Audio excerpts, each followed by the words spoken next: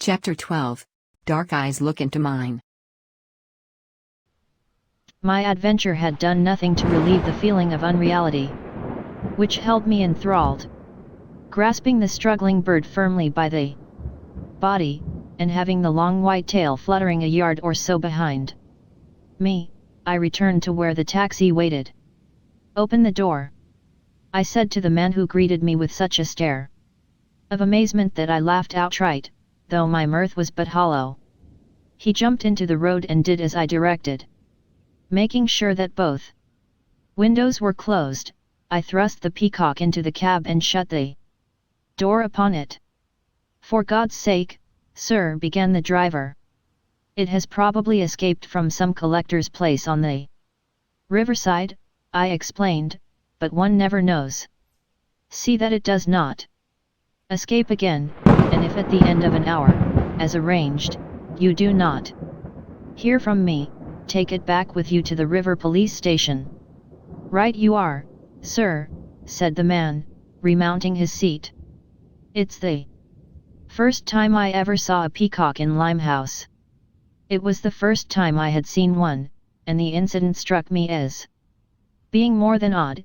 It gave me an idea, and a new, faint hope.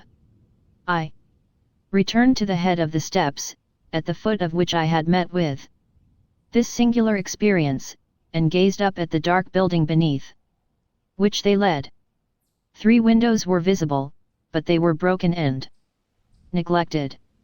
One, immediately above the arch, had been pasted up with brown paper, and this was now peeling off in the rain, a little stream of which trickled down from the detached corner to drop, drearily, upon the stone stairs beneath. Where were the detectives? I could only assume that they had directed their attention elsewhere, for had the place not been utterly deserted, surely I had been challenged.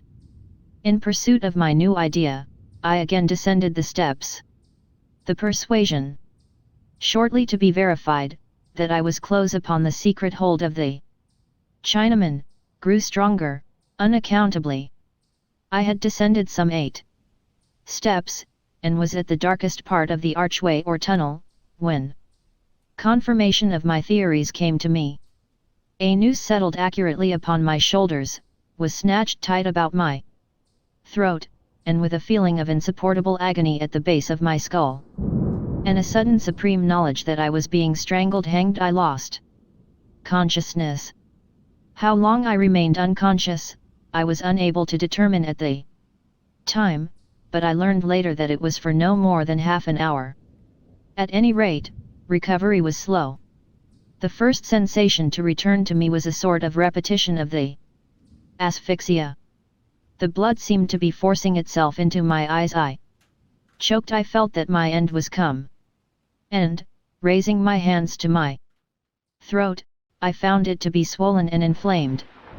Then the floor upon which I lay seemed to be rocking like the deck of a ship, and I glided back again into a place of darkness and forgetfulness.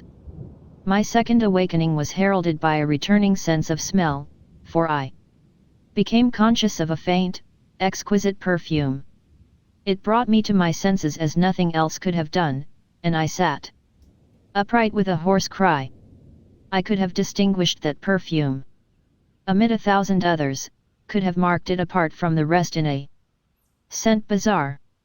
For me it had one meaning, and one meaning only: Karamena.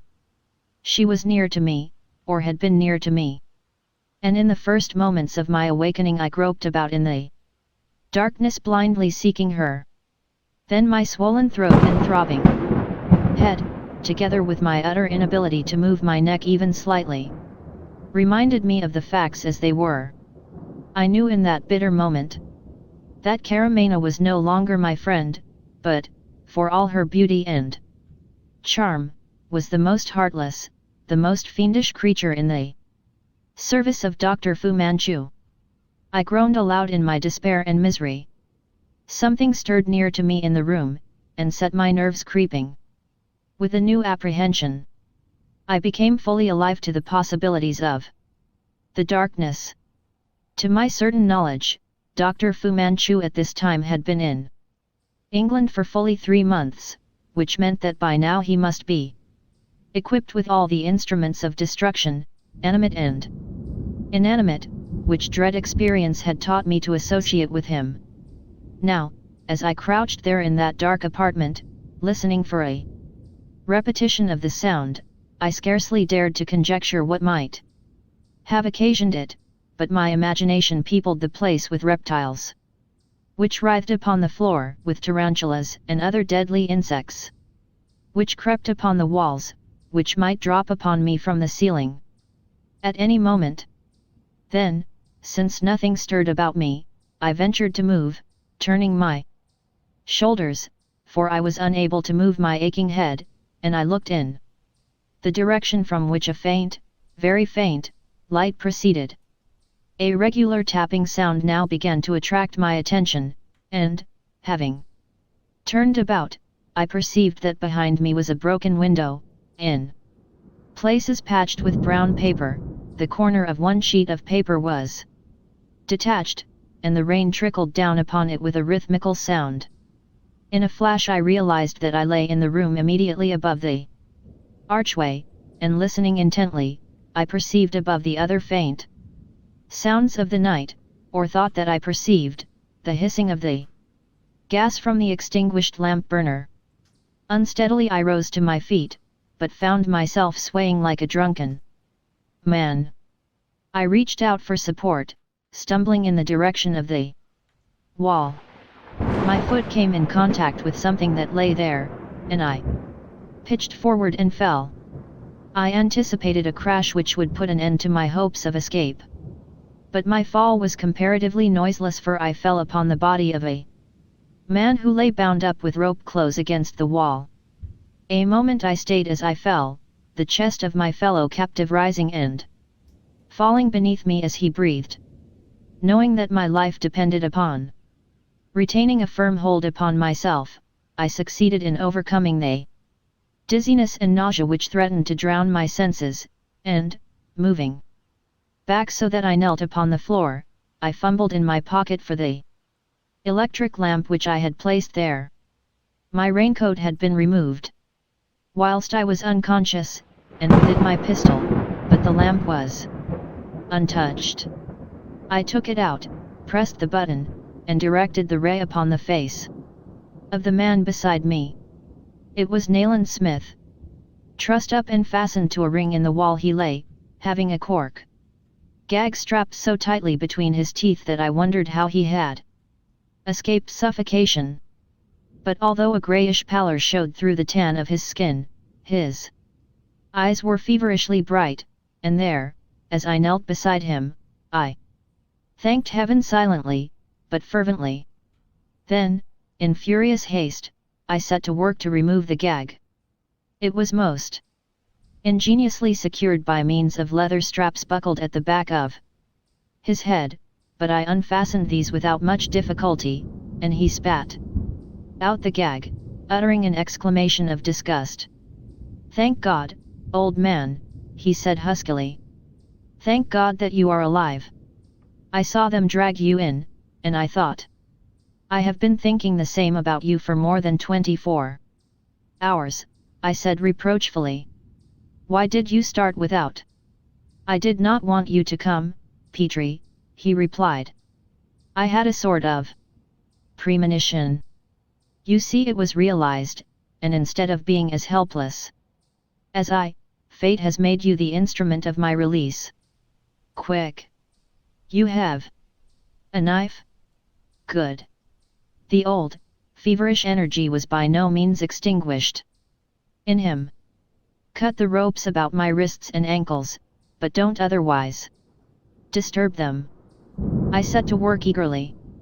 "Now," Smith continued, "put that filthy gag in place again, but you need not strap it so tightly. Directly they find that you are alive, they will treat you the same, you understand? She has been here 3 times. Karamena. SSH. I heard a sound like the opening of a distant door. Quick! The straps of the gag," whispered Smith, "and pretend to recover consciousness just as they enter." Clumsily I followed his directions, for my fingers were none too steady, replaced the lamp in my pocket, and threw myself upon the floor. Through half-shut eyes, I saw the door open and obtained a glimpse of a desolate, empty passage beyond. On the threshold stood Karamena. She held in her hand a common tin oil lamp which smoked and flickered. With every movement, filling the already none too cleanly air within.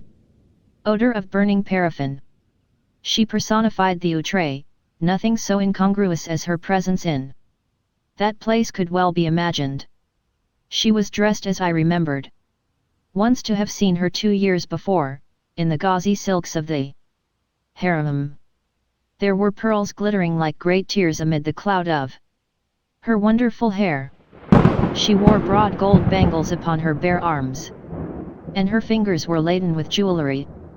A heavy girdle swung from her hips, defining the lines of her slim shape, and about one white ankle was a gold band.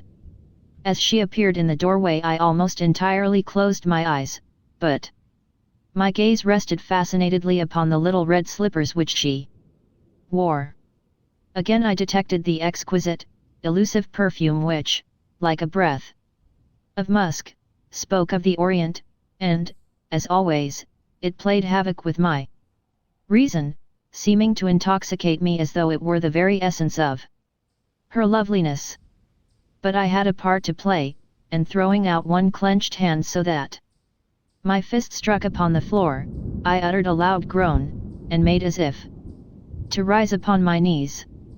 One quick glimpse I had of her wonderful eyes, widely opened and turned upon me with such an enigmatical expression as set my heart leaping wildly. Then, stepping back, Karamena placed the lamp upon the boards of the passage and clapped her hands. As I sank upon the floor in assumed exhaustion, a Chinaman with a perfectly impassive face, and a Burman whose pock-marked, evil countenance was set in an apparently habitual leer, came running into the room past the girl. With a hand which trembled violently, she held the lamp whilst the 2 yellow ruffians tied me. I groaned and struggled feebly, fixing my gaze upon the lamp-bearer in a silent reproach which was by no means without its effect. She lowered her eyes and I could see her biting her lip, whilst the color gradually faded from her cheeks. Then, glancing up again quickly, and still meeting that reproachful stare, she turned her head aside altogether, and rested one hand upon the wall, swaying slightly. As she did so, it was a singular ordeal for more than one of that incongruous group.